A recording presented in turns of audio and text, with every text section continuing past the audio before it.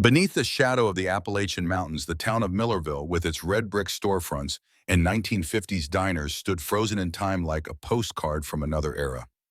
Mason Reynolds, 38, a former building contractor, now broke after a costly divorce, was sleeping in his old Ford when an auction notice for an abandoned farm lay on the dashboard.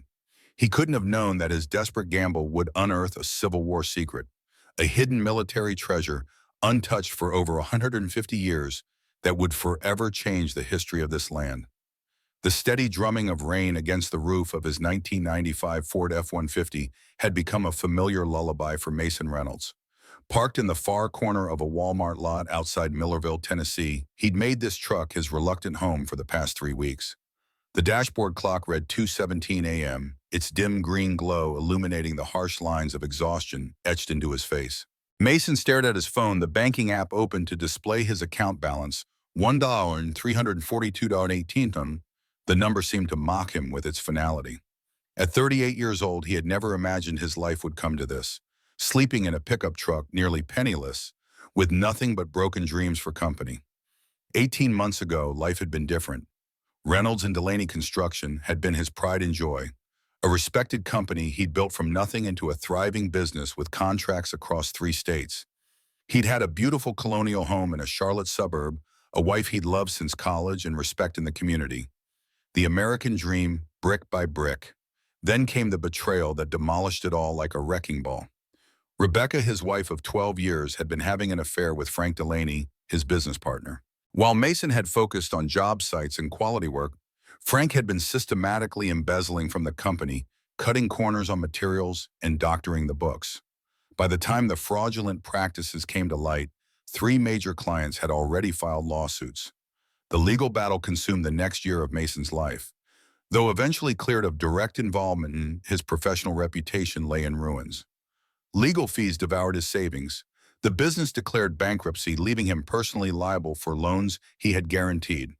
The final blow came when he discovered Frank had emptied their business accounts and fled to the Cayman Islands with Rebecca just before indictments were issued. The divorce left him with nothing. The mortgage company took the house. The bank repossessed his new truck. His credit was destroyed. Former friends and colleagues wouldn't return his calls.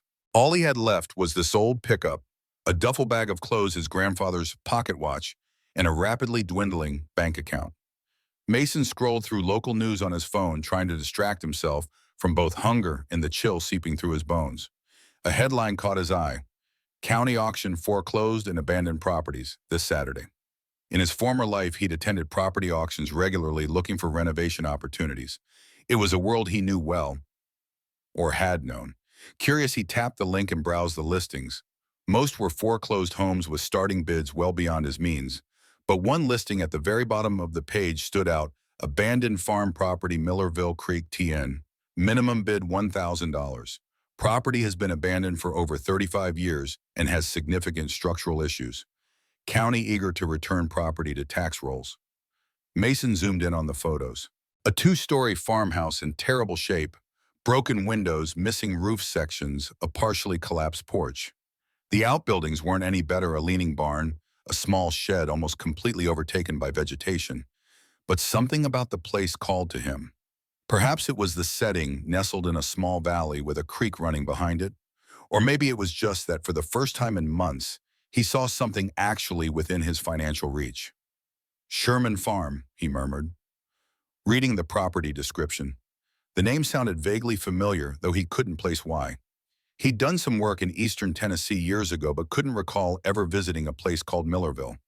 A quick online search revealed that Millerville was a tiny, unincorporated community about 2 hours east of where he was currently parked. Named after the small creek that ran through it during the Civil War, it had been the site of a skirmish between Union and Confederate forces.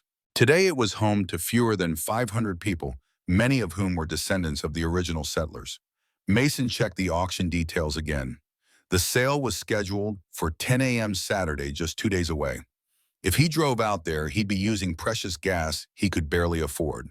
If he actually won the auction, he'd be spending nearly every cent he had left on a property that might be beyond salvation. It was madness even to consider it. And yet, what were his alternatives? Keep sleeping in his truck until his money ran out completely. The coming winter would make that increasingly dangerous. Try to find work in yet another county where his reputation hadn't preceded him. He'd already expanded his search in an ever-widening circle without success. At least with land and a structure, even one in poor condition, he'd have a place to stay, a base to rebuild from. And with his construction background, he could potentially make repairs himself given time and whatever materials he could scavenge or afford. It was a desperate gamble, but desperation was all he had left. As dawn broke, Mason made his decision. He would drive to Millerville, look at the property beforehand, and if it wasn't completely hopeless, he would bid at the auction. It might be foolish, but after months of paralysis and defeat, simply having a plan, any plan, felt like progress. The narrow road wound through the Tennessee hills, taking Mason deeper into countryside that seemed increasingly remote with each passing mile. His GPS signal faded in and out as he navigated through valleys where cell service was spotty at best. The landscape was beautiful in its autumn colors, rolling hills blanketed with oaks and maples in brilliant reds and golds. But Mason barely noticed, his mind consumed with uncertainty about what lay ahead. By late afternoon, he found himself on a gravel road with a faded sign welcoming him to Millerville, population 487. The town, if it could be called that, consisted of a general store with a post office inside a white-steepled Baptist church and a scattering of houses and mobile homes along the main road. Mason pulled into the gravel lot of Tompkins General Store and Gas, a weathered building with a single ancient gas pump out front. The store's wooden porch was lined with rocking chairs, and an old hound dog lay sleeping beside the entrance. The bell above the door announced Mason's arrival as he stepped inside.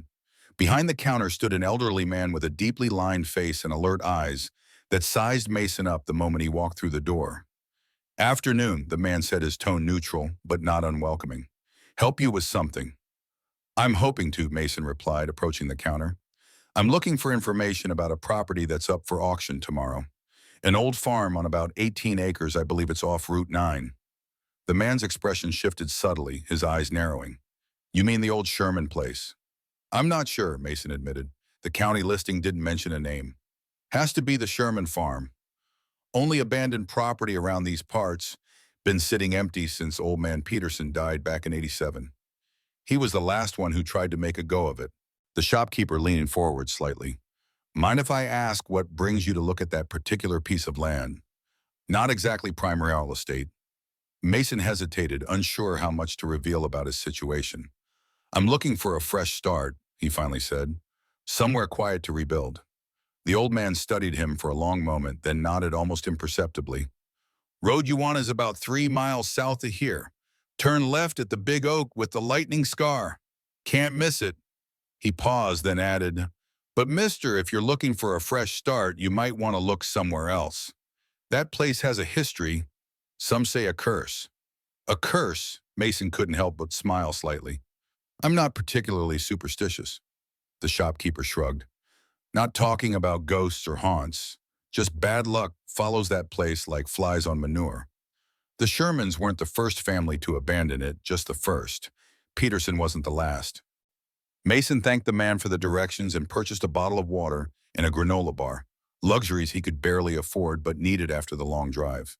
As he turned to leave, the shopkeeper called after him. "Name's Roy Tompkins, by the way. Family's been here since before the war between the states." There was something like a warning in his tone. "If you do end up with that place, come back and see me. There's things you ought to know." The ominous farewell followed Mason as he drove the 3 miles south, found the lightning-scarred oak, and turned onto an overgrown dirt road nearly hidden by encroaching vegetation. The truck bounced and jolted over ruts and potholes, branches scraping against the windows as the road narrowed. Just as he was beginning to think he'd taken a wrong turn, the trees opened up to reveal a small valley, and there it was, the Sherman farm. The reality was even more dilapidated than the photos had suggested. The farmhouse sat on a gentle rise, its white paint long since peeled away windows, like blind eyes staring out across fields reclaimed by nature. Behind it, the leaning barns seemed to defy gravity, while off to one side, Mason could make out what appeared to be an old well with a partially collapsed stone wall surrounding it. Despite the property's sorry state, something about the setting struck Mason as peaceful. The creek, presumably Millerville Creek, glinted in the late afternoon sun as it wound its way along the edge of the property. The surrounding hills created a natural bowl sheltering the farm from the worst of the weather. With work, a lot of work, it could be beautiful again. Mason parked and got out, aware that he was technically trespassing, but reasonably confident no one would mind him inspecting the property before the auction. The air smelled of wild honeysuckle and damp earth. Birds called from the trees, and somewhere in the distance, a woodpecker drummed rhythmically against a tree trunk. The sounds of the city, sirens, traffic, construction, were noticeably absent, replaced by the gentle babble of the creek and the whisper of wind through the tall grass. As he approached the farmhouse, each step brought a flood of professional observations. The foundation appeared surprisingly solid despite the years of neglect. The roof needed complete replacement. Several windows were broken or missing entirely.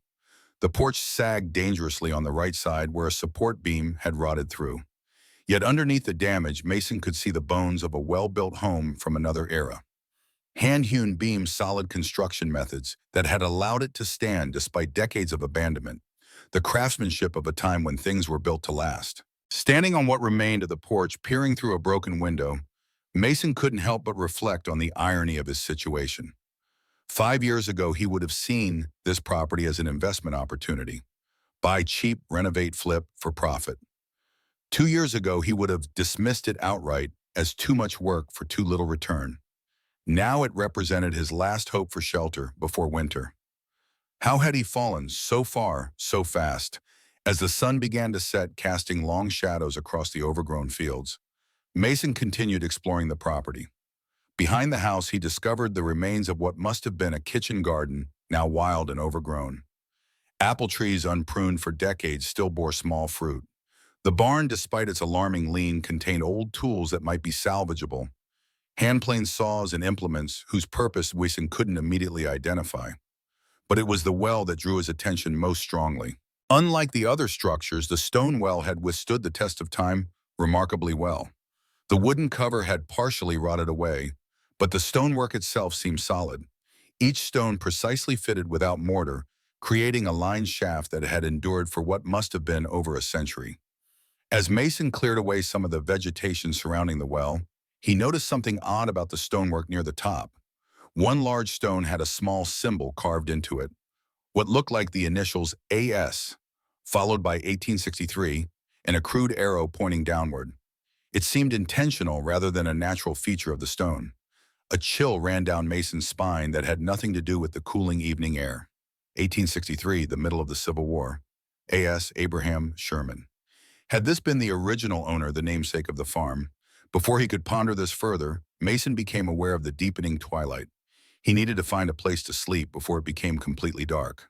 Despite the temptation to explore the farmhouse interior, years of construction experience told him it wasn't safe to venture inside an unstable structure at night. He returned to his truck, reclined the seat as far as it would go, and prepared for another uncomfortable night. Tomorrow would bring the auction, and with it, a decision that would determine the course of his future. As sleep began to claim him, Mason couldn't shake the feeling that he had stumbled onto something significant, as if the abandoned farm had been waiting for him specifically. It was an irrational thought, yet strangely comforting, as he drifted off the distant hooting of an owl, his only lullaby. The county courthouse in Millerville was a modest brick building with white columns that had seen better days. Mason arrived early, parking his truck in the nearly empty lot and checking his appearance in the rearview mirror. He had shaved in the gas station bathroom and put on his cleanest shirt, small efforts to look like someone who belonged at a property auction rather than a man who had slept in his vehicle for weeks. Inside the auction was to be held in a small meeting room on the first floor. Plastic chairs had been arranged in rows facing a podium where a county official would soon preside over the proceedings. Mason took a seat near the back, noting with a growing hope that attendance was sparse. Just a handful of people, mostly older men, who appeared to be local farmers or property speculators. He picked up an auction catalog from a stack by the door, quickly flipping to the listing for the Sherman farm. The printed description was even less detailed than the online version. Lot 7 abandoned farm property, 18.3 acres with structures, Millerville Creek area. Significant deterioration. Sold as is. Minimum bid $1,000. As Mason studied the catalog, a man in his early 60s took the seat beside him. He wore a crisp, button-down shirt and had the confident air of someone accustomed to these proceedings. "First auction?" the man asked, extending his hand. "Harold Cooper. I buy distressed properties throughout the region." "Mason Reynolds," he replied, shaking the offered hand. "And yes, first time as a bidder. I used to attend them regularly in my previous life." Harold raised an eyebrow at the phrasing, but didn't pry. "Any particular property catch your eye?" Mason hesitated, wary of revealing his interest to a potential competitor. "Just keeping my options open." "You?" "I've got my eye on a couple of the commercial lots in town," Harold said, then lowered his voice. "Word of advice, stay away from Lot 7, that old Sherman place. Nothing but trouble. County's been trying to unload it for years." "What kind of trouble?" Mason asked, trying to sound merely curious. "Drainage issues, soil contamination rumors from old agricultural chemicals, and the location's too remote to develop commercially." Harold shook his head. "I looked at it 3 years ago when they tried to auction it off at $5,000 minimum. Nobody bid then, and it's only deteriorated since." Before Mason could respond, a woman at the podium called the room to order. The auction was beginning. The first 6 lots went quickly. 2 foreclosed homes, a small commercial building in town, and 3 vacant land parcels. Harold bid aggressively on the commercial property, winning it with a bid that seemed excessive to Mason's trained eye. Then came Lot 7. The auctioneer, a county clerk with a monotone voice, read the description with about as much enthusiasm as if she were reading a grocery list. "Opening bid $1,000. Do I have 1,000? The room fell silent. Mason's heart pounded in his chest. "1,000, he called out, his voice steadier than he felt. A few heads turned, gazes ranging from curious to pitying. Harold gave him a sidelong glance that clearly said, "Your funeral." "I have 1,000, the auctioneer acknowledged. "Do I have $1, hun?" No response. "1,000, going once, going twice." "One, hun," called a voice from the front of the room. Mason's stomach dropped. He leaned forward to see a middle-aged man in a suit holding up his bidder card. The man didn't turn around, but his posture radiated confidence. $1, 2, hun," Mason countered, the words leaving his mouth before he could reconsider. $1 and 3, hun," came the immediate response from the suited man. The back and forth continued with mounting tension. Each time Mason bid, the mysterious competitor raised him by exactly $100. At $2,000, Mason hesitated. He had planned to keep at least $200 in reserve for immediate supplies, tarps, tools, food. Going beyond $2,000 would leave him dangerously close to broke, but the thought of returning to his truck with nothing, of continuing his aimless drifting until his money ran out, completely pushed him forward. $2 is $100, he said, his voice now betraying his strain. To his surprise, the suited man turned around. He was younger than Mason had expected, perhaps in his early 40s, with sharp features and calculating eyes that assessed Mason coolly. $2, 200, the man countered, never breaking eye contact. Mason swallowed hard. $2 and 200 would leave him with just $42.18, barely enough for a tank of gas, let alone supplies. It was reckless, possibly suicidal, as winter approached. Yet the alternative, walking away from his last chance at shelter, at a place to rebuild, seemed worse. $2, 300, Mason said, his voice almost a whisper. The suited man's eyes narrowed slightly. He seemed to be weighing something, making calculations beyond the mere dollar amount. Then, to Mason's shock, he shook his head slightly and lowered his bidder card. $2, 300, going once, the auctioneer called her tone, betraying mild surprise. Going twice, sold to bidder number 28 for $2, $300. A mix of relief and terror washed over Mason. He had done it. He now owned the abandoned Sherman farm. He had also just committed every penny he had in the world, save for $42.18, to a property that no one else wanted. As people shuffled out following the auction's conclusion, the suited man approached Mason. Up close, his expensive watch and the quality of his tailoring were apparent. "Victor Blackwood," he said, offering his hand. "Blackwood Development Group." Mason shook it warily. "Mason Reynolds." "Well, Mr. Reynolds, you've just bought yourself a heap of trouble." And there was something unreadable in Blackwood's expression. Not quite anger, not quite amusement. "If you decide you want to sell that property, and you will, give me a call. He handed Mason a business card. I'll give you $3,500 for it, sight unseen. That's a quick $200 profit for you. Why would you offer that when you just refused to bid that amount? Mason asked, suspicious. Blackwood smiled thinly. Let's just say I didn't want to appear too eager in a public auction. Drives up prices unnecessarily. He tapped the card in Mason's hand. That offer expires in 30 days. After that, you're on your own with that money pit. As Blackwood walked away, Mason completed the purchase of paperwork with the county clerk writing out a check for nearly every cent he had. The clerk handed him a folder containing the deed property records and a set of keys that likely didn't match any functional locks on the long-abandoned property. Congratulations, she said, though her tone suggested it was anything but cause for celebration. Property taxes are due by December 31st. Mason stared at her. How much? 540 CI 72. Mason nodded numbly. Another problem for another day. For now, he had accomplished the impossible. He owned land again, a place to stand, a place to fight. As he walked back to his truck, deed in hand and virtually penniless, Mason tried to focus on the positive. He had shelter of sorts, land that was now legally his, a place to stand and fight rather than continuing his slow drift toward complete destitution. Yet Harold Cooper's warnings, Blackwood's strange behavior, and Roy Tompkins' mention of a curse nagged at him. What exactly had he gotten himself into, Terrence?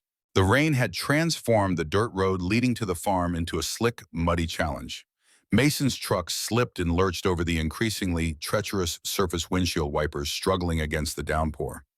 Twice he nearly slid into the drainage ditch that ran alongside the road.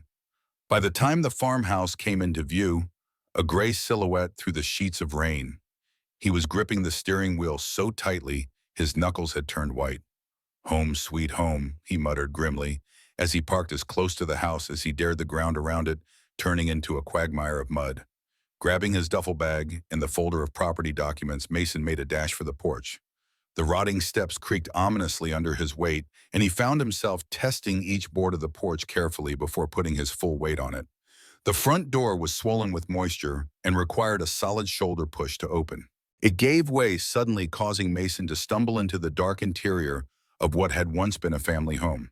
The smell hit him immediately, a damp, musty odor of decay and abandonment, underlaid with hints of animal droppings and mold.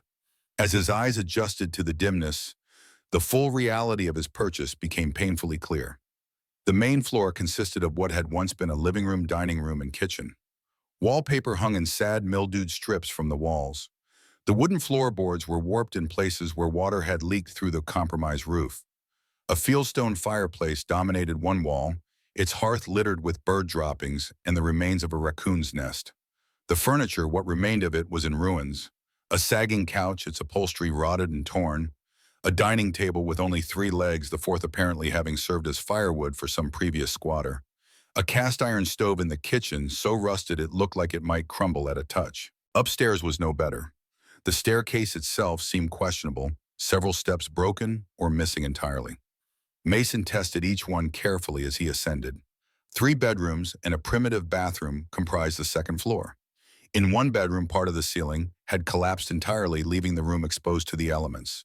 Rain pattered directly onto the remains of an iron bed frame. The smallest bedroom was the only one that seemed relatively intact. Its roof had held, and while the window was broken, the interior was simply dusty rather than actively decaying. It would have to do for now. Returning downstairs, Mason made a more thorough assessment. The house's structural bones were surprisingly sound. 1. A testament to its 19th century construction. The foundation showed no significant cracks. The main support beams appeared solid despite surface damage. With proper repairs to the roof and extensive interior renovation, it could be functional again. Livable even. But those repairs would require money. Money he no longer had. Outside, the rain had slackened to a drizzle. Mason explored the outbuildings with growing despair. The barn was even worse than the house, with one wall partially collapsed and extensive roof damage. Inside, he found the rusted hulk of an ancient tractor and various farming implements that might have been museum pieces. Nothing immediately useful. The small shed was more promising. Its sheet metal roof had protected the interior somewhat better.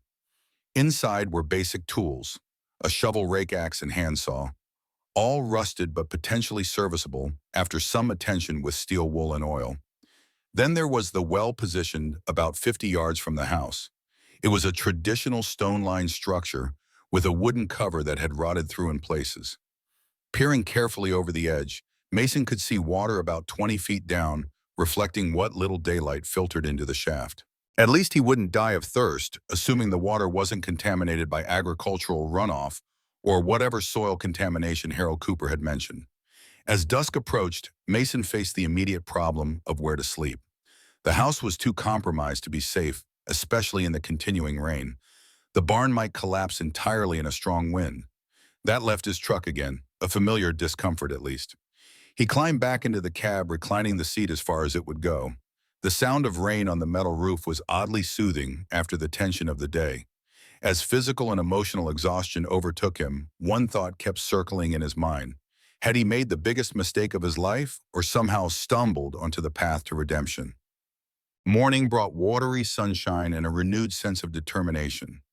Mason awoke stiff and cold, but with a plan forming.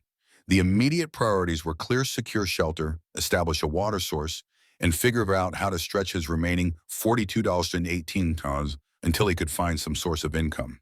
After a breakfast consisting of his last granola bar and water from a bottle he'd refilled at the courthouse, Mason set to work. First, he cleared the smallest upstairs bedroom of debris and dust, working carefully to avoid the boards that seemed compromised. Using a tarp he found in the shed and plastic sheeting from his truck's emergency kit, he covered the broken window and created a relatively dry sleeping space. Next came the well. Using the rusty tools from the shed, he cleared away the overgrown vegetation surrounding it and examined the stone structure more carefully. The stonework itself was impressive. Each stone precisely fitted without mortar, creating a lined shaft that had endured for what must have been over a century. The wooden housing around the top needed complete replacement, but that could wait. More pressing was determining if the water was safe. With no way to test it properly, Mason decided on a compromise. He would boil any water before drinking it, at least until he could afford a proper testing kit.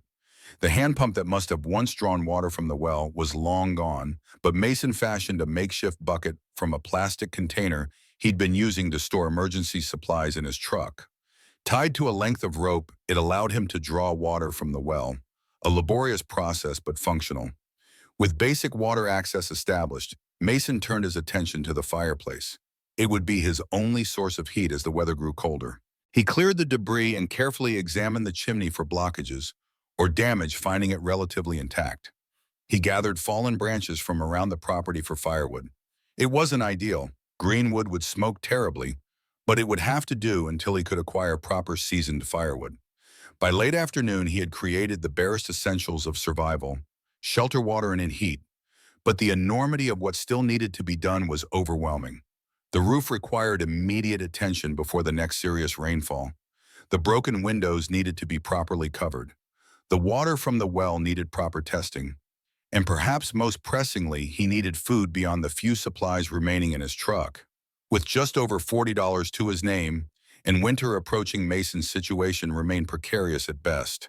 As he built a small fire in the fireplace, its wavering light casting long shadows across the decaying interior of what was now his home, he contemplated his options. He could try to find day labor in Millerville, though his truck was running dangerously low on gas. He could attempt to forage on his land, though his knowledge of edible wild plants was rudimentary at best. Or he could call the number on Victor Blackwood's card, accept the $3,500 offer, and walk away from this desperate gamble while he still could. But as he warmed his hands over the small fire he'd built, something kept him from reaching for his phone. Perhaps it was stubborn pride, unwilling to admit defeat so quickly. Perhaps it was the small satisfaction of having created even these most basic comforts through his own efforts. Or perhaps it was the strange sense of connection he felt to this place, a sense he couldn't explain but couldn't deny either. Whatever the reason, as darkness fell on his first full day of ownership, Mason Reynolds made another decision. He would give this place, and himself, at least a week before considering Blackwood's offer. 1 week to see if the Sherman farm held any promise at all, or if it truly was the cursed money pit everyone seemed to believe it was. Dawn broke clear and cold on Mason's second day at the farm. Frost glittered on the overgrown fields, and his breath formed clouds in the chill air as he emerged from his makeshift bedroom. His back ached from sleeping on the hard floor, but he'd been warm enough thanks to the fire he'd maintained through most of the night and his sleeping bag rated for cold weather, one of the few quality possessions he'd managed to keep. Today's agenda was clear, a systematic exploration of every inch of the property. If he was going to make this work, or even to make an informed decision about whether to try, he needed to know exactly what he was dealing with. After a breakfast consisting of wild apples he'd gathered the previous day and well water he'd boiled the night before, Mason began with the house itself. This time his inspection was methodical and professional, drawing on years of construction experience. He checked every load-bearing wall, examined each floor joist he could access, and assessed every window and door frame. The news was mixed. The foundation was remarkably solid, built of local stone, and apparently untouched by significant settling. The main framing of the house was constructed of old-growth timber that, where not damaged by water, remained stronger than most modern lumber. Original hardwood floors ran throughout, and beneath decades of grime, they appeared salvageable. But the challenges were enormous. The roof needed complete replacement. At least 40% of the rafters were compromised, and every inch of shingles needed to go. Most of the windows were broken. The plumbing where it existed was ancient cast iron that had likely cracked in numerous freezes and thaws. The electrical system was a dangerous patchwork of early knob and tube wiring with haphazard mid-century additions. Mason kept a running mental tally of repair costs as he inspected. Even doing all the labor himself and using the most economical materials, he was looking at thousands of dollars, money he simply didn't have. Moving outside, he began a careful survey of the land itself. The 18 acres consisted primarily of overgrown fields, a small woodlot at the back of the property, and the creek that defined the eastern boundary. As he walked the perimeter, Mason was struck by the natural beauty of the setting. The surrounding hills created a sheltered valley with good southern exposure. The soil where he could assess it seemed rich. In what must have once been a kitchen garden near the house, perennial herbs had gone wild. Thyme, rosemary, and sage growing in fragrant tangles against all odds. He discovered an apple orchard that had somehow survived without pruning the trees gnarled, but still bearing small tart fruit. He collected several apples, relieved to have found something edible on the property. The creek provided another pleasant surprise. Clean and swift-flowing, it widened into a small pool at one point that was teeming with small fish. With a proper fishing line, or even a makeshift one, this could be a reliable food source. Returning to the outbuildings, Mason conducted a more thorough inventory. The barn, despite its structural issues, contained a wealth of old tools and equipment. Most were antiques, but many remained functional. Hand planes, draw knives, and other woodworking tools that didn't require electricity. There was even a foot-powered grinding wheel that, once cleaned and oiled, would allow him to sharpen the tools properly. In a forgotten corner, he discovered a cache of preserved glass canning jars, dusty but intact. The contents had long since spoiled, but the jars themselves with their wire bales and glass lids were still usable. If he could grow or forage food, these would be invaluable for preservation. By mid-afternoon, Mason had reached the well again. On closer inspection, he noticed something odd about the stonework near the top. One large stone had a small symbol carved into it, a crude arrow pointing downward. It seemed intentional rather than a natural feature of the stone. Curious, Mason examined the other stones around it. Nothing unusual presented itself immediately, but as he cleared more vegetation from around the well's base, he noticed that the ground on one side sounded slightly hollow when he tapped it with his boot. Intrigued, he fetched the shovel from the shed and began carefully removing the topsoil. About 18 inches down, his shovel clinked against something solid. Further excavation revealed a flat stone slab about 2 feet square. It took considerable effort to pry it up, but when he finally managed to lift it aside, Mason found himself looking at a small chamber built into the ground beside the well. Inside was an old metal box, approximately the size of a large bread box. Consumed by rust in places, but still intact, the lock had long since corroded away, and with some careful manipulation, Mason was able to open it. The contents were initially disappointing. What appeared to be old papers and fabric, all partially decayed from moisture that had seeped in over the years. But as he gently separated the deteriorating materials, his fingers touched something solid. Wrapped in the remains of an oilcloth was a heavy object that when finally revealed caused Mason's breath to catch. A gold coin, then another, and another.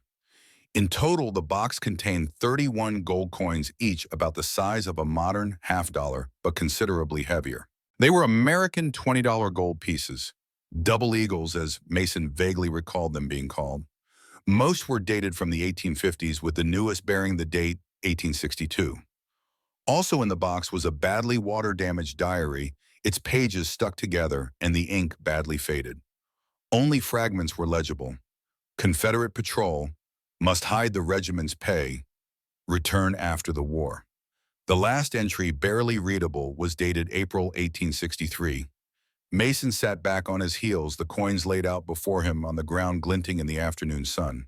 He had uncovered what appeared to be a hidden Civil War cache, Union Army payroll, perhaps hidden from Confederate forces and never retrieved. The historical significance alone was considerable, but the potential monetary value was staggering. Even with his limited knowledge of collectible coins, Mason knew that Civil War-era gold had both numismatic value beyond its gold content. These 31 coins could be worth tens of thousands of dollars, possibly much more to the right collector. Just like that, his desperate situation had been transformed. With this discovery, he could repair the house, pay the property taxes, and still have a substantial cushion. He could transform the farm into a viable home, possibly even a working agricultural property again. But as the initial shock wore off, questions began to surface.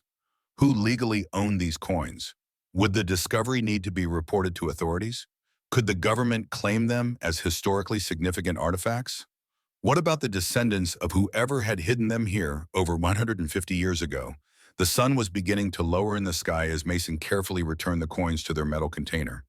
He needed time to think, to research his options, to make sure he didn't make any hasty decisions that might jeopardize this unexpected windfall. As he carried the box back to the house, the weight of it in his hands represented more than just gold. It was the weight of history, of moral questions, and of sudden, unexpected possibility. For the first time since his life had collapsed around him, Mason Reynolds felt something he had almost forgotten: hope. That night, by the light of the fire, Mason examined each coin more carefully. They were remarkably well preserved, protected by the oilcloth and their underground chamber. The faces of liberty shone as clearly as the day they were minted, and the distinctive eagles on the reverse remained crisp and detailed. Mason placed them carefully back in their container and hid it beneath a loose floorboard in his sleeping room. Tomorrow he would need to make decisions about this discovery, but tonight he allowed himself to imagine possibilities that had seemed impossible just hours before: a restored home, a productive farm, a new beginning built on the foundations of the past. As he drifted off to sleep, the irony wasn't lost on him. He had come to this abandoned property as a last desperate gamble with his remaining well-earned $300. Now buried treasure, the stuff of childhood fantasies, had potentially changed everything. The question that remained was at what cost and with what consequences. Morning found Mason staring at the coins spread across the rough wooden floor of his makeshift bedroom. He had barely slept, his mind racing with questions and possibilities. In the clear light of day, the reality of his discovery seemed both more concrete and more surreal. After careful examination, he had identified coins from 3 different mints: Philadelphia, San Francisco, and the rare New Orleans mint, whose coins commanded a premium among collectors. Most dated from 1853 to 1861, though a few were from 1862. Using his phone, the battery now precariously low, with no way to charge it at the farmhouse, Mason conducted some basic research. What he found was staggering. Even the most common double eagles from that era were worth between $1,500 and $2,000 each for their gold content alone. The rarer specimens, particularly those from the New Orleans Mint, could fetch $5,000 to $10,000 or more in good condition. Some, depending on specific mint marks and rarity, might be worth considerably more to the right collector.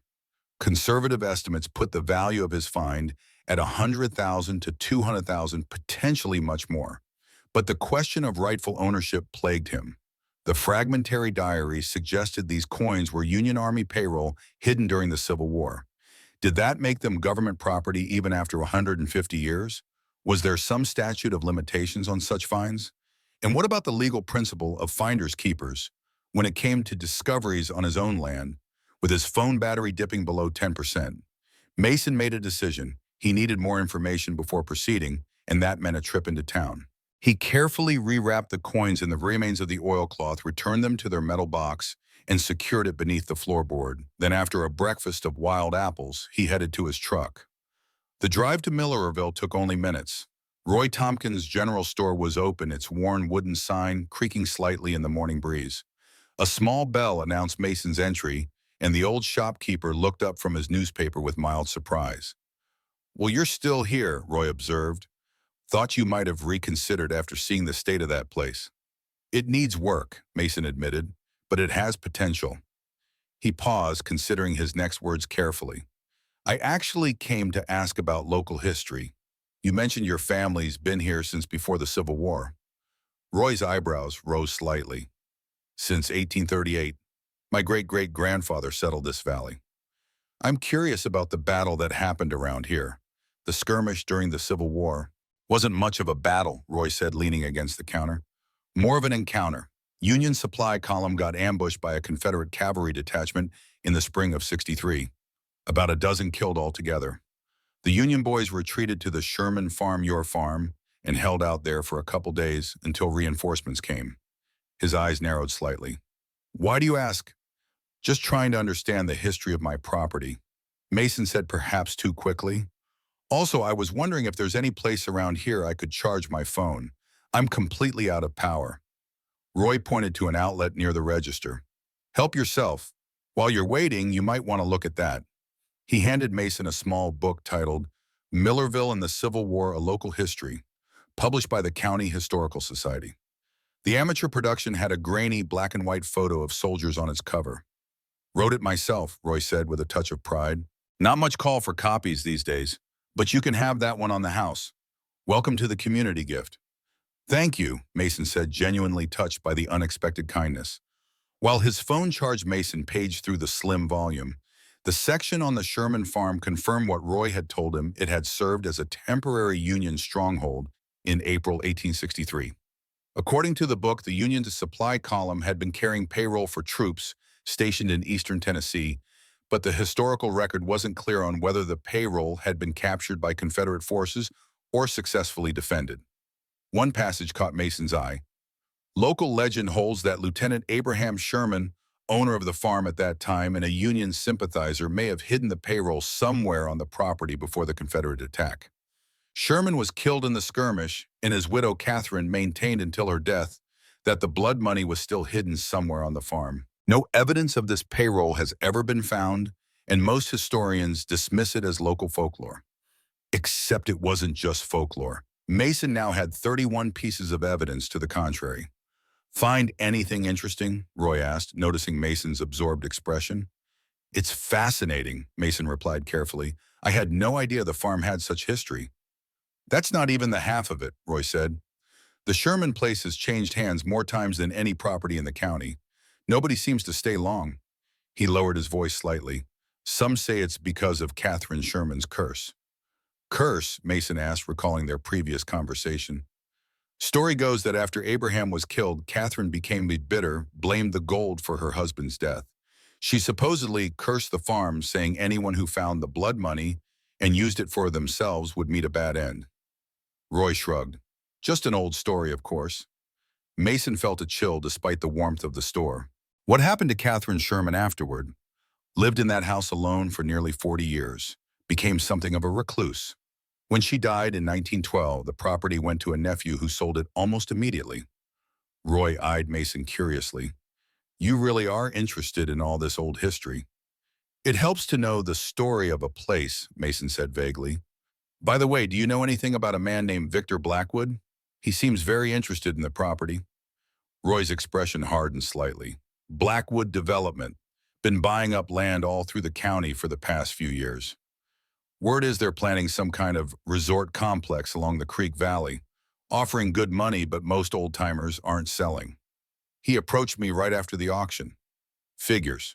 Roy seemed unsurprised. "That farm is the missing piece in his land assemblage. Property directly on both sides belongs to his corporation now." He paused. "You might want to keep that in mind. Whatever he offered, the land's probably worth more to him than he's letting on." This new information added another layer to Mason's already complicated situation. If Blackwood wanted the land badly enough to approach him immediately after the auction, why had he stopped bidding? And what would he do if he knew about the gold coins? As his phone reached a workable charge, Mason thanked Roy for his hospitality and the book. On his way out, he spotted a bulletin board with local job listings. One caught his eye. Experienced carpenter needed for barn repairs. Weekly pay. See Ed Guthrie at Riverside Farm. Mason jotted down the information. If he was going to stay and figure out the coin situation, he'd need income for essentials and materials. This could be the opportunity he needed. Driving back to the farm, his mind worked furiously. The historical context now made sense of his discovery. Union Army payroll hidden by Lieutenant Sherman before the Confederate attack never recovered after his death. The legal situation, however, remained murky. As he pulled up to the farmhouse, Mason noticed something different: tire tracks that weren't his own, LED, partway down the drive before turning around. Someone had come to the property while he was gone. Alarm shot through him as he rushed to the house and up to his makeshift bedroom. Relief flooded through him when he found the floorboard undisturbed and the metal box still safely hidden, with all 31 coins intact. But the tracks were concerning. Had Blackwood or someone working for him come snooping around? Or was it just a curious local, wondering about the property's new owner? Either way, Mason now faced three immediate challenges: securing his valuable discovery, establishing some source of income to survive, and determining what legal and ethical obligations came with finding what might be technically classified as a historical artifact or abandoned government property. As the day waned, he made himself a promise: whatever happened with the coins, he would not let this second chance slip through his fingers. The Sherman farm, with all its troubled history and potential curses, had offered him an unexpected lifeline. Now he needed to determine how to grasp it without being pulled under by forces he didn't yet fully understand. The strange tire tracks weighed on Mason's mind as he secured the farmhouse as best he could before heading out to Riverside Farm for a possible job. He had no illusions about the security of his hiding place. If someone were determined to search the property thoroughly, they would find the gold. It needed a better solution, and soon. Riverside Farm proved to be a well-maintained operation about 5 miles from Millerville. The property boasted large fields of hay, a modest herd of cattle, and several outbuildings in various states of repair. The main barn, however, was clearly in dire need of attention. Its roof sagged dangerously in the middle, and several support beams were visibly compromised. Ed Guthrie, the owner, was a weathered man in his 70s with calloused hands and a no-nonsense demeanor. He eyed Mason suspiciously as he approached. "You hear about the carpenter job?" he asked, not bothering with introductions. "Yes, sir," Mason replied. "Mason Reynolds. I have extensive experience in structural repairs and renovations." "You the fellow who bought the old Sherman place?" Word traveled fast in small communities. "That's right," Guthrie grunted. "Need to see what you can do before I hire you. Barn roofs collapsing. Support beam cracked during that big storm last month. Need it replaced and reinforced before winter sets in." "I can handle that," Mason said with confidence. This was familiar territory, the kind of work he'd built his reputation on before everything fell apart. "Pays $125 a day cash. Materials provided. No benefits, no paperwork." Guthrie gave him a pointed look. "That work for you?" Under normal circumstances, Mason would have balked at working under the table for such modest pay. But these weren't normal circumstances. $120 a day would allow him to buy essentials and begin accumulating materials for his own repairs. More importantly, it would be honest work, something he desperately needed for his self-respect. "When can I start?" "Tomorrow, 7 a.m. sharp. Bring your own tools, if you got them." With that settled, Mason returned to the Sherman farm with a small measure of optimism. He now had potential income and a plan forming for how to address the gold coins.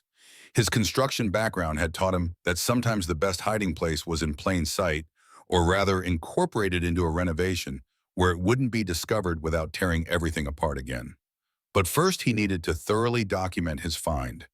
Using his phone's camera, he carefully photographed each coin individually from both sides, paying special attention to the mint marks and dates. Then he took several photos of the metal box, the location where he'd found it, and the remnants of the diary. If questions ever arose about the discovery, He wanted evidence of exactly how and where he'd found the cash. The diary fragments continued to intrigue him. Most of the text was indecipherable due to water damage, but he was able to make out a few more passages with careful examination under good light. The writer, presumably Lieutenant Abraham Sherman, had clearly been aware of the danger his farm was in, positioned as it was along a strategic route. One partially legible entry read, "Orders to defend the payroll at all costs. Catherine insists we should not have accepted fears it makes us a target. She may be right." Another, dated April 3, 1863, was particularly poignant. "Confederate scouts spotted near Morgan's Ridge. If they attack in force, we cannot hold. Hidden the regimental pay where only Catherine knows. If I fall, she will retrieve it when safe." Except Catherine never had retrieved it. Instead, according to Roy Tompkins' book, she had lived out her days as a recluse, speaking of a curse on the blood money that had cost her husband his life. As Mason pondered these fragments of a long-past life, he was struck by the parallels to his own situation. Like Abraham Sherman, he had lost everything he'd built. Like Catherine after her husband's death, he found himself alone in this house, facing an uncertain future. The difference was that Mason had found what Catherine had apparently deliberately left hidden, a decision that seemed to have haunted her for decades. The next morning, Mason arrived at Riverside Farm precisely at 7:00 a.m., carrying what serviceable tools he'd managed to salvage from the Sherman barn. Ed Guthrie nodded approvingly at his punctuality and led him to the damaged barn. The job was straightforward, but physically demanding. The cracked support beam was a massive oak timber over a foot square and 20 feet long. Replacing it would require careful temporary support of the structure, removal of the damaged beam, and installation of the new one that Guthrie had already sourced from a local sawmill. Mason worked methodically, falling easily into the familiar rhythms of construction. By midday, he had erected the temporary supports and begun the delicate process of extracting the damaged beam without destabilizing the barn roof. Guthrie checked on his progress, occasionally saying little, but watching with the critical eye of someone who knew quality work when he saw it. Late in the afternoon, as Mason was preparing to finish for the day, a black SUV pulled into the farm's driveway. Victor Blackwood emerged dressed impeccably as before, but now in clothing more suited to a rural setting, though his Italian leather boots had clearly never seen actual farm work. Guthrie's expression darkened at the sight of their visitor. "Damn vulture's back," he muttered to Mason.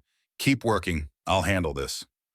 From his position in the barn, Mason could hear portions of the conversation between the two men. Blackwood was apparently making another offer on Riverside Farm.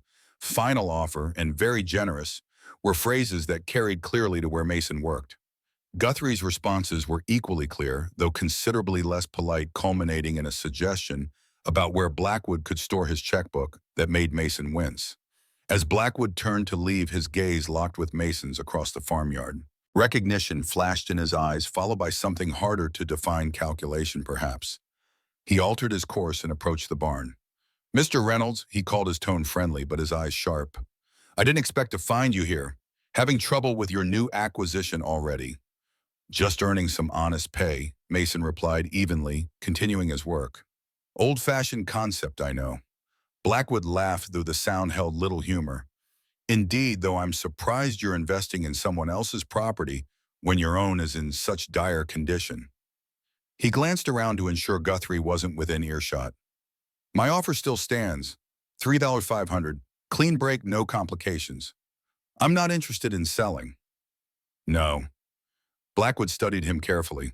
"You know, I've been doing some research on you, Mr. Reynolds. Former contractor business collapsed under fraud allegations, divorce, bankruptcy. You're a long way from Charlotte."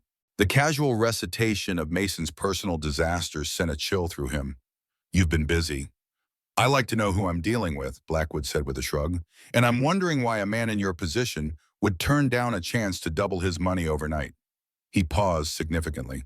"Unless you've found something on that property that makes it more valuable than it appears." Mason's heart hammered in his chest, but he kept his expression neutral. "Just trying to rebuild my life. The farm gives me a chance to do that." "Does it?" Blackwood's smile never reached his eyes. "Well, I admire your pioneer spirit, but that land will be part of Blackwood Creek Resort eventually. It's just a question of when and how much it costs me." He turned to leave, then added, "By the way, I noticed some interesting activity at the old well on your property yesterday. You might want to be careful around those old structures. They can be unstable.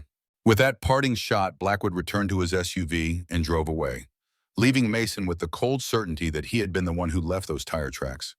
More disturbing was the implication that Blackwood had been watching the property enough to notice Mason's work around the well.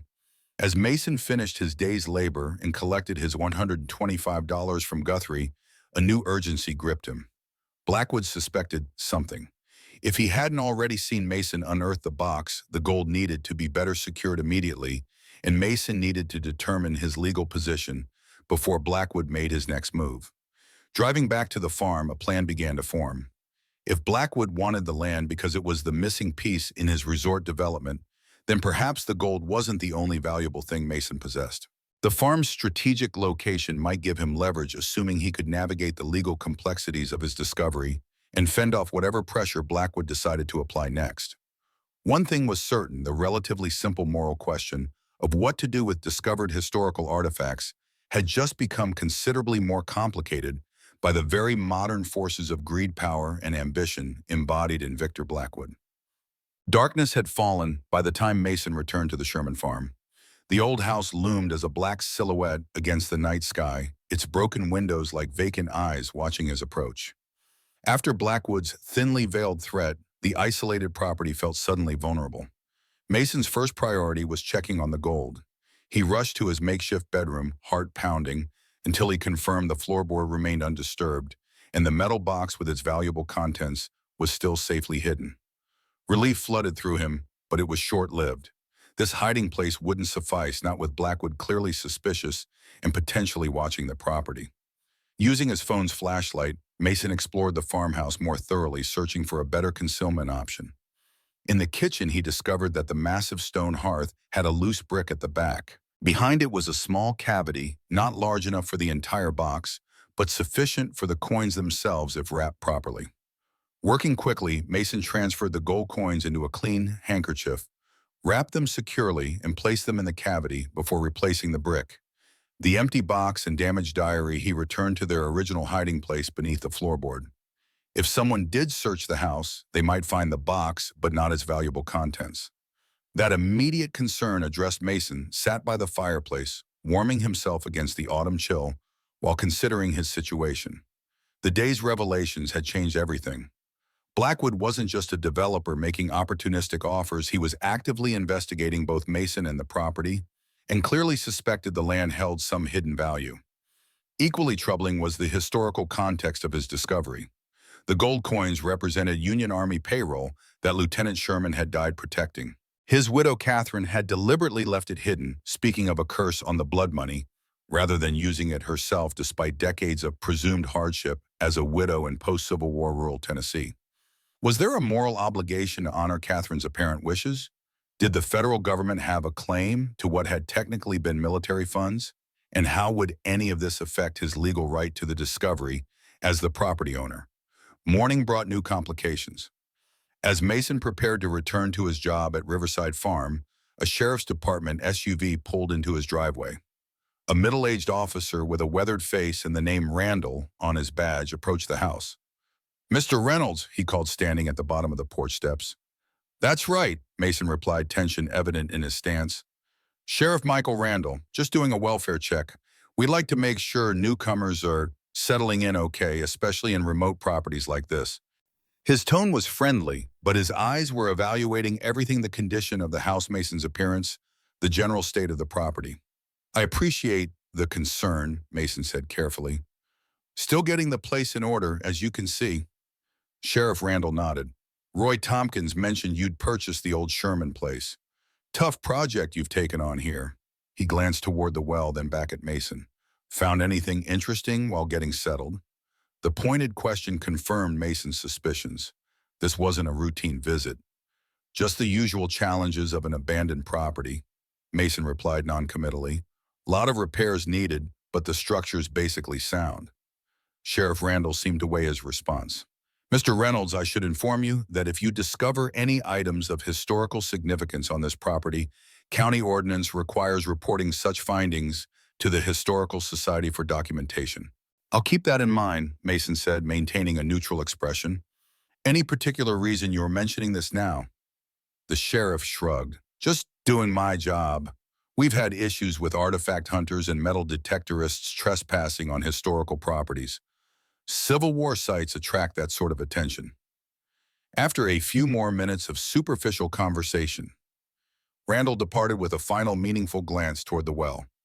Mason watched the sheriff's vehicle disappear down the driveway, his unease growing. First Blackwood, now the sheriff, too much attention was focusing on his discovery. So, at Riverside Farm, Mason threw himself into his work, grateful for the physical labor that temporarily distracted him from his mounting concerns. Ed Guthrie seemed pleased with his progress on the barn repairs, and by mid-afternoon, they had successfully installed the new support beam. As they took a water break, Guthrie mentioned casually, "Saw Randall visit your place this morning."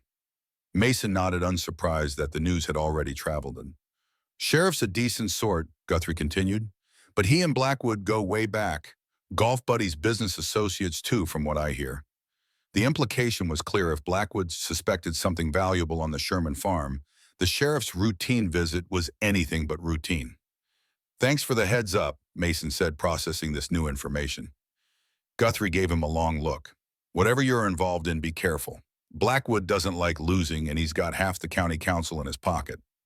He hesitated, then added, "But he doesn't have everybody. Some of us old-timers still remember what this place was like before developers started carving it up." By the time Mason returned to the farm that evening, one thing had become abundantly clear. He needed expert advice on both the historical and legal aspects of his discovery, and he needed it quickly before Blackwood's suspicions turned into more direct action. With $250 in cash from his first 2 days of work at Riverside Farm, Mason drove to Millerville early the next morning. His first stop was the county library, where public computers offered internet access, a crucial resource now that his phone battery was again depleted with no reliable way to charge it at the farmhouse. The library was a modest brick building, but its resources proved invaluable. Mason spent 2 hours researching the legal aspects of his discovery. What he found was complex and often contradictory. Different states had varying laws regarding treasure trove discoveries. Historical artifacts of national significance could be subject to federal claims. Civil War-era military property presented particularly murky legal territory. His research indicated that as the landowner, he likely had some claim to the discovery, but the situation wasn't straightforward. The historical nature of the coins and their apparent origin as military payroll complicated matters considerably. Next, Mason looked into coin dealers and historical experts within driving distance. He found a promising lead in Eleanor Whitman, a retired history professor and certified coin appraiser in Knoxville, about an hour's drive away. Whitman specialized in Civil War-era artifacts and had written several books on Tennessee's role in the conflict. Using the library phone, Mason called and managed to schedule an appointment for the following day. He explained he had found potentially significant Civil War artifacts and needed expert assessment without going into specifics over the phone. His final stop in Millerville was a hardware store where he purchased essential supplies, a tarp for the roof, basic plumbing materials to create a rainwater collection system, some tools to replace the rusted ones from the barn, and a solar-powered battery charger for his phone. The purchases consumed most of his earnings, but they were necessary investments if he planned to make the farm habitable. As Mason loaded his purchases into his truck, he noticed a familiar black SUV parked across the street. Though he saw no sign of Blackwood himself, the vehicle's presence confirmed his suspicion that he was being watched. Returning to the farm, Mason set to work implementing basic improvements. He installed the tarp over the worst section of roof leaks, set up a rudimentary rainwater collection system using gutters and barrels, and reinforced the door with a new deadbolt. He'd purchased a symbolic gesture of security at best, but it made him feel marginally better. That evening, Mason carefully retrieved one gold coin from its hiding place in the hearth. He wrapped it securely and placed it in his pocket. He would take just this one coin to Professor Whitman tomorrow, enough to get an expert opinion without risking his entire find. As night fell, Mason sat by the fireplace reading Roy Tompkins' local history book more carefully. One passage caught his attention. Following the skirmish at the Sherman Farm Union, reinforcements had recovered the bodies of their fallen comrades, including Lieutenant Sherman. His widow, Catherine, had received an official letter of condolence, but no pension as her husband had been a civilian volunteer guiding the Union troops rather than an enlisted soldier. This detail added another dimension to the story. The hidden gold represented not just military payroll, but perhaps the only financial security Catherine Sherman might have claimed after her husband's death. Yet she had chosen to leave it buried, speaking of it as cursed. As Mason drifted off to sleep that night, the moral weight of his discovery felt heavier than ever. Tomorrow he hoped would bring clarity, or at least expert insight into his increasingly complicated situation. The drive to Knoxville the following morning gave Mason time to organize his thoughts. He had the single gold coin secured in his pocket of photos of the entire collection on his phone and a list of questions for Professor Whitman.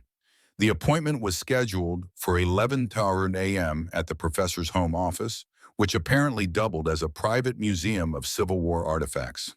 Eleanor Whitman lived in a Victorian house in a historic Knoxville neighborhood.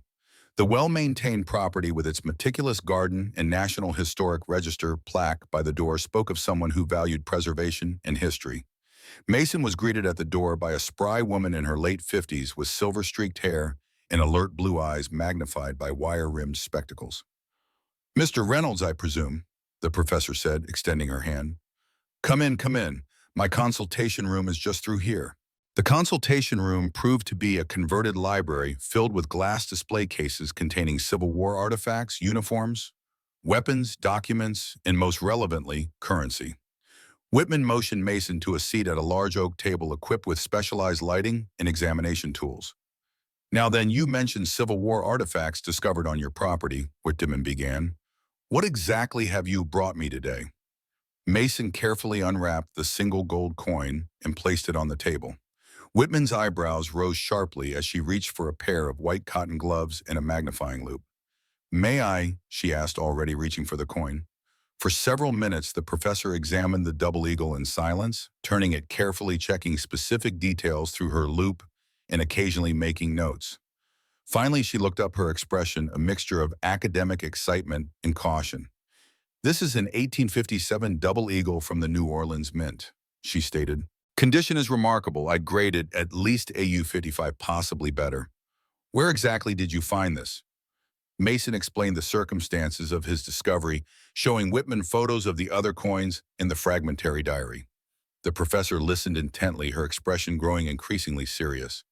"Mr. Reynolds, you've made a significant historical discovery," she said finally.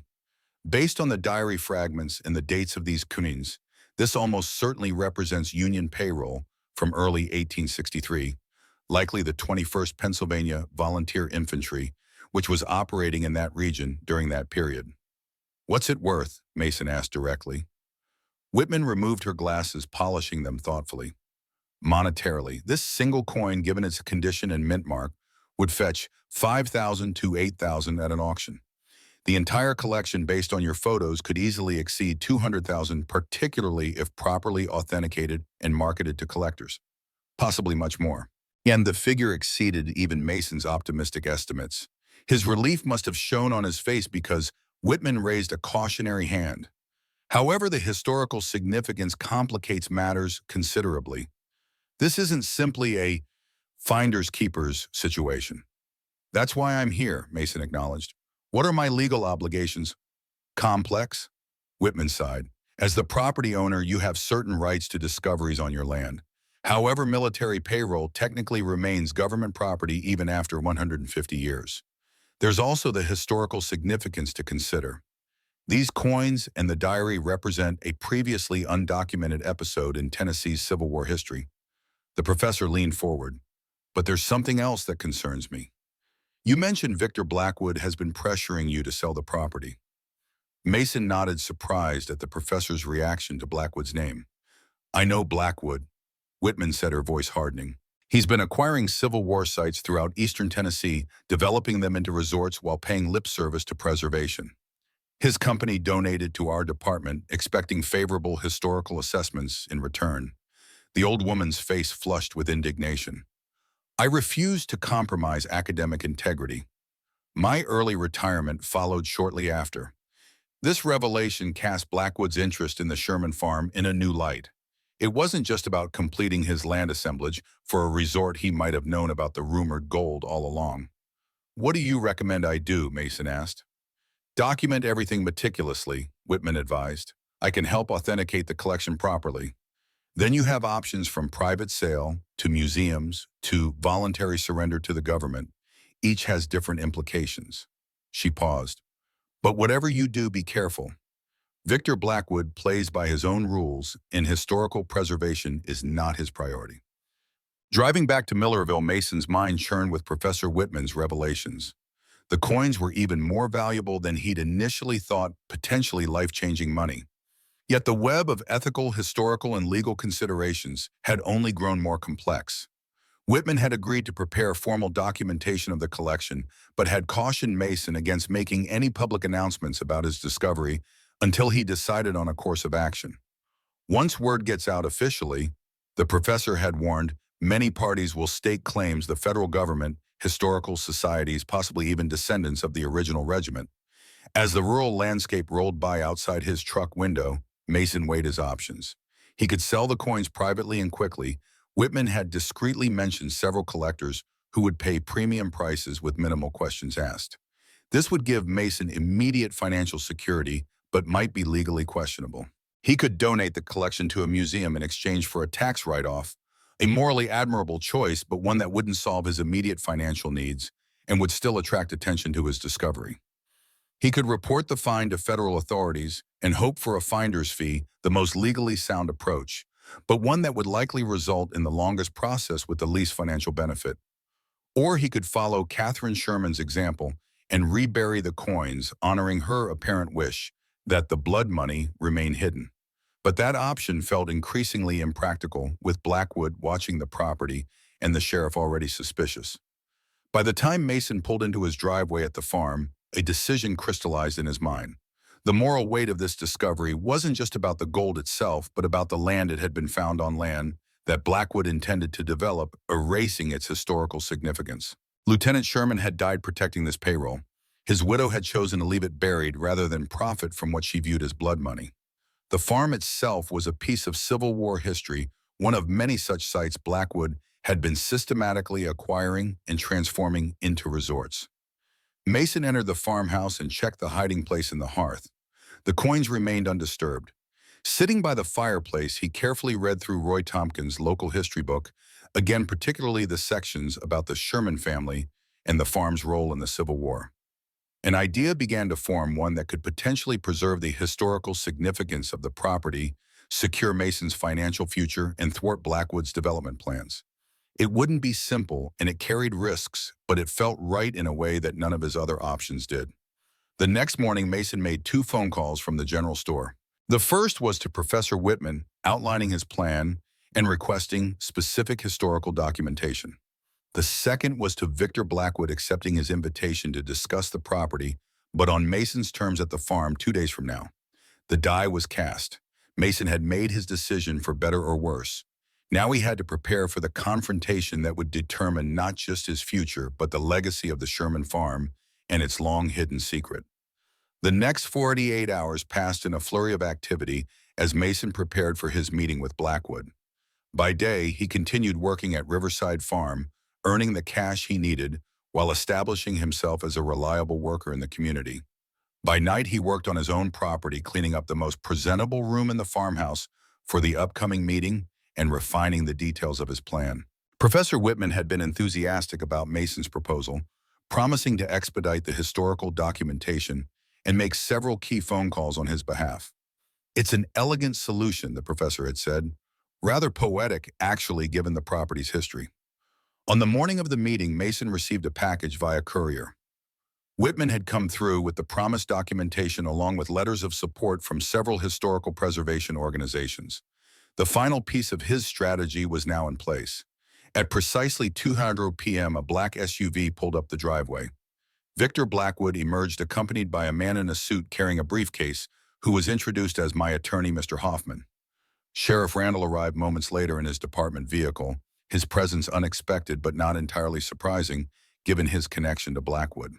"Quite the welcoming committee," Mason remarked dryly as he ushered the 3 men into the cleared and clean front room of the farmhouse. A folding table had been set up with chairs borrowed from Riverside Farm. Just ensuring everything's above board, Blackwood replied, smoothly, though his eyes darted around the room assessingly. I'm prepared to make a significantly improved offer on the property, $5,000 cash.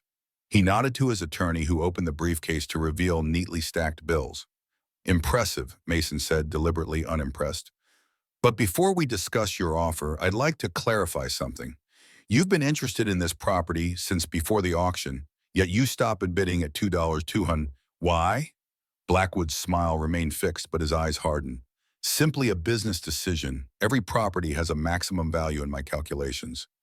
And yet here you are offering more than twice what you were willing to bid at auction, Mason pressed. What changed? Let's cut to the chase, Reynolds, Blackwood said, his facade of friendliness slipping. We both know you found something on this property. Gold, if my sources are correct. Civil War-era coins. Quite valuable.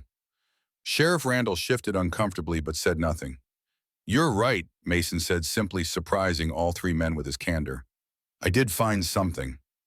He reached into his pocket and removed a small cloth bundle, placing it on the table and carefully unwrapping it to reveal one of the double eagle coins. Blackwood's eyes gleamed with naked avarice. I thought so. Now let's be reasonable. Whatever you found belongs rightfully to the property. I'm prepared to be generous in my purchase offer. Mason smiled. Actually, I've already made arrangements for the coins, but I do have a counter offer for you regarding the property itself. Counter offer? Blackwood's tone was dismissive. Mr. Reynolds, perhaps you don't understand your position. This is a very fair offer for a property that frankly is worthless without significant investment. Is it? Mason opened the folded Professor Whitman had sent. Because I've been doing some research of my own. This property has significant historical value. It was the site of a documented Civil War skirmish in April 1863, where Union payroll was defended against Confederate forces. Historical trivia, Blackwood waved a hand dismissively, hardly relevant to real estate value.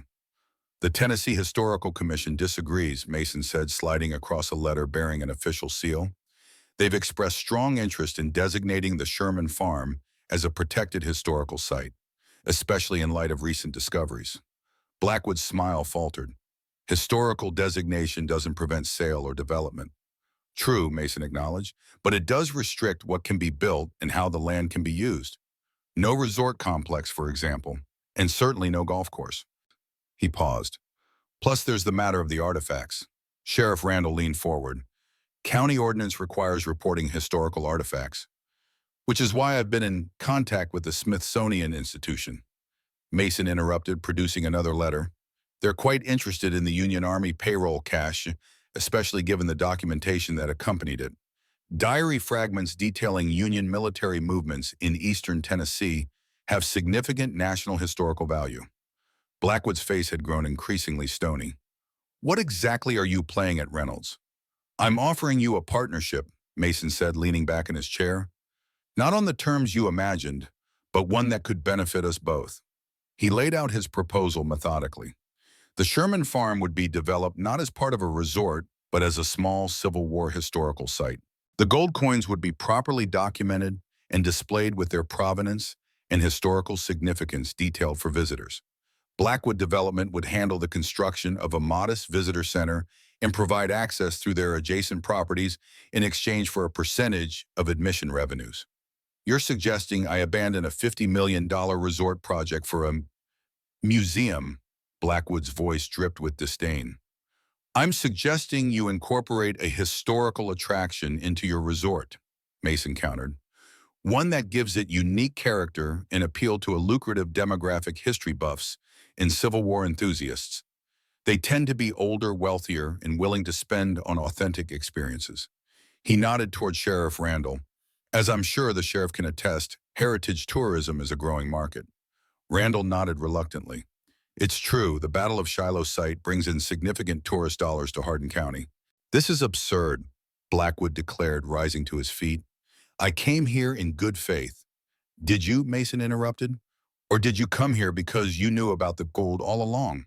After all, why else would you be so interested in an abandoned farm that no one has managed to live in successfully for over a century? That's speculation, Blackwood's attorney interjected. Is it? Mason produced one more document, a printout of an old newspaper article featuring a much younger Victor Blackwood. This is from 1985. You were involved in an archaeological survey of Civil War sites in eastern Tennessee, including this very farm. You've been searching for this payroll cache for decades. The room fell silent. Sheriff Randall was staring at Blackwood with new interest. The way I see it, Mason continued, we have two options. We can work together on a project that preserves history and still makes a profit, or I can proceed with the historical designation, donate the coins to the Smithsonian, and ensure this property never becomes part of your resort. Blackwood sat back down slowly. You've been busy. I learned from the best, Mason replied evenly. You investigated me, I investigated you. For a long moment, the developer said nothing, his eyes calculating. Then to Mason's surprise, he laughed, a short, sharp sound without humor. You know, Reynolds, in different circumstances, I might have offered you a dwam. You've got more spine than I gave you credit for. He glanced at his attorney, who gave a small nod. Let's hear the details of this partnership. 2 years later, Mason Reynolds stood on the restored porch of the Sherman farmhouse, watching as a tour group made their way along the newly constructed path toward the visitor center. The autumn air was crisp, the surrounding hills ablaze with fall colors, and the renovated farm stood as a testament to history preserved rather than erased. The partnership with Blackwood had proven surprisingly successful. The Blackwood Heritage Resort, opened 6 months earlier, featured luxury accommodations discreetly built into the landscape half a mile away. Guests could enjoy modern amenities while experiencing authentic historical excursions to the preserved Sherman farm and other Civil War sites in the area. The farm itself had been meticulously restored according to historical records, with input from Professor Whitman and architectural historians from the University of Tennessee. The house now appeared much as it had in 1863, though with carefully concealed modern systems ensuring comfort and safety. A modest museum occupied what had once been the barn, displaying artifacts from the Civil War period, including the showpiece, a rotating selection of the gold coins Mason had discovered, each one documented with its historical significance. The full collection traveled periodically to major museums across the country, bringing national attention to the small Millerville historical site. Mason lived in a small caretaker's cottage he'd built at the edge of the property. His position as site manager and historical consultant provided a comfortable living, supplemented by his portion of the admission fees and his share of a book Professor Whitman had written about the discovery titled Blood Money, the Lost Union Payroll of Millerville. The most meaningful outcome, however, had nothing to do with money. In the process of researching the farm's history for the museum exhibits, Mason had discovered that Lieutenant Abraham Sherman had been more than just a Union sympathizer. He had been an active participant in the Underground Railroad, using the farm as a way station for enslaved people seeking freedom in the North. After his death, Catherine Sherman had continued this dangerous work throughout the remainder of the Civil War and into the Reconstruction era. Her refusal to use the gold had not been due to superstition, but principle. She had viewed it as payment for a war that, while necessary, had brought death to her husband and countless others. Instead, she had dedicated her life to healing the wounds of that conflict in her own small way. This revelation had transformed the narrative of the Sherman farm from a simple Civil War battlefield site to a powerful testament to courage, sacrifice, and the complex moral choices faced by ordinary people in extraordinary times. Roy Tompkins, now in his 80s, had become a regular presence at the farm, sharing stories passed down through generations about Catherine Sherman's quiet acts of bravery. Ed Guthrie, initially skeptical about the project, had become one of its most enthusiastic supporters, volunteering as a docent 3 days a week. Even Victor Blackwood had come to appreciate the value of preservation. The historical component had given his resort a unique selling point that distinguished it from competitors, attracting a clientele willing to pay premium prices for the combination of luxury and authentic history. As for Sheriff Randall, the discovery that Blackwood had withheld information about potential historical artifacts had strained their relationship. He'd found himself on the side of preservation more often in recent years, particularly after his grandson developed an intense interest in Civil War history following a school trip to the Sherman farm. Mason watched as the tour group gathered around the well where he had made his fateful discovery. The guide, a local college student majoring in history, was explaining the significance of the payroll cache, and how it had remained hidden for over 150 years. Standing there on land that was now his home in every sense of the word, Mason reflected on the strange journey that had brought him here. 2 years ago, he had been sleeping in his truck down to his last dollars and last hopes. Now he was the custodian of a piece of American history responsible for sharing its lessons with future generations. The curse Catherine Sherman had supposedly placed on the gold had proved prophetic in an unexpected way. The money itself had not brought Mason happiness or security, at least not directly. Instead, it had set him on a path to something more valuable: purpose, community, and a sense of belonging. In choosing to preserve rather than profit, to share rather than hoard, Mason had broken the cycle of loss and betrayal that had defined his recent past. The blood money that had lain hidden for so long had in the end bought something priceless: redemption. As the sun began to set behind the Appalachian ridges, casting long shadows across the farm, Mason thought about the diary fragment that now occupied a central place in the museum. "If I fall, she will retrieve it when safe." Abraham Sherman could never have imagined that "when safe" would mean more than a century and a half later, or that the retriever would be a broken man seeking shelter in an abandoned farm. Yet somehow it felt right, as if the farm itself had been waiting all those years for someone who needed it as much as it needed him. The last tour group of the day was making its way back to the parking area. Soon the farm would be quiet, with only the sounds of nature and history to keep Mason company. He didn't mind. After years of chaos and loss, he had found peace in this place where past and present intertwined. As darkness fell, Mason lit a small fire in the restored hearth, the same hearth where he had once hidden the coins, now crackling with seasoned oak and hickory. Beside him on a small table lay his grandfather's pocket watch, the one possession he had managed to keep through all his hardships. Next to it sat a framed photograph, a recent addition.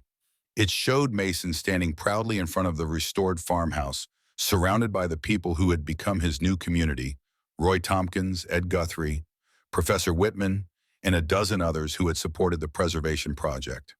From destitution to purpose, from isolation to community, from despair to hope, the journey had been long and difficult. But sitting there in the warm glow of the fire, Mason Reynolds knew he had finally found his way home. In the soft firelight, the brass plate mounted beside the hearth gleamed. It bore a simple inscription, words taken from Catherine Sherman's diary that had been discovered during the restoration process. "The true wealth of this place was never gold, but the courage to stand for what is right even when standing alone." Words that had guided her life after her husband's death. Words that now guided Mason's. Outside the old farm, settled into the night, its legacy secured its story continuing. And somewhere Mason liked to think Abraham and Catherine Sherman were at peace, knowing that their sacrifice had not been forgotten, that their home had found its proper guardian at last. The last dollar had been spent, but what it had purchased was beyond price. So, as the story of the Sherman farm spread beyond Millerville, it became something of a legend itself. The tale of a desperate man who found not just gold, but his own place in history.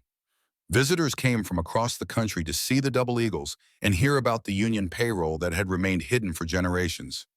But for the locals who had known Mason from those first difficult days, the real treasure was witnessing the transformation, both of the abandoned farm and the broken man who had purchased it with his last dollars.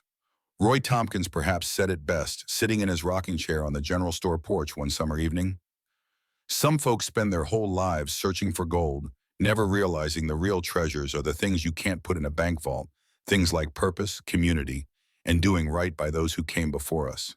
He gestured toward the road leading to the Sherman farm, where cars bearing license plates from a dozen different states were parked. Mason didn't just find coins in that well, he found his calling.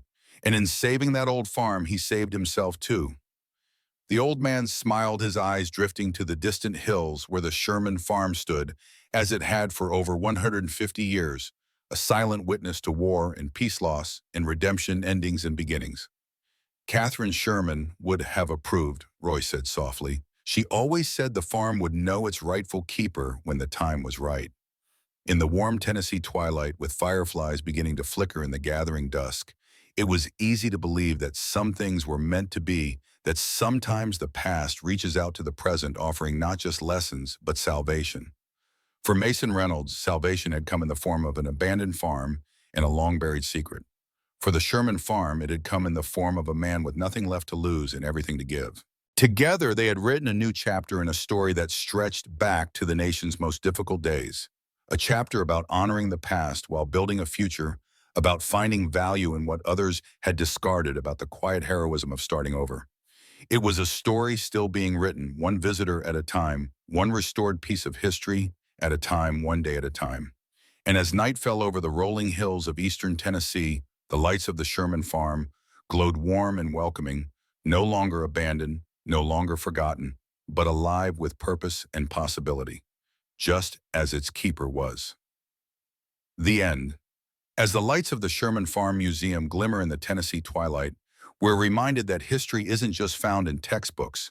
Sometimes it's buried in the ground beneath our feet, waiting for the right moment to resurface. Mason Reynolds came to that abandoned farm with nothing but $1,342 and the weight of failure on his shoulders. He found more than gold coins in that old well. He discovered purpose, community, and a chance to heal not just his own broken life, but a fractured piece of American history. The double eagles that had lain hidden for over a century and a half weren't just currency, they were messengers from another time, connecting the sacrifices of Abraham Sherman to the redemption of a man who'd lost everything and found himself at the same crossroads on the same piece of land generations later. In saving the farm, Mason saved himself. In preserving history, he created a future.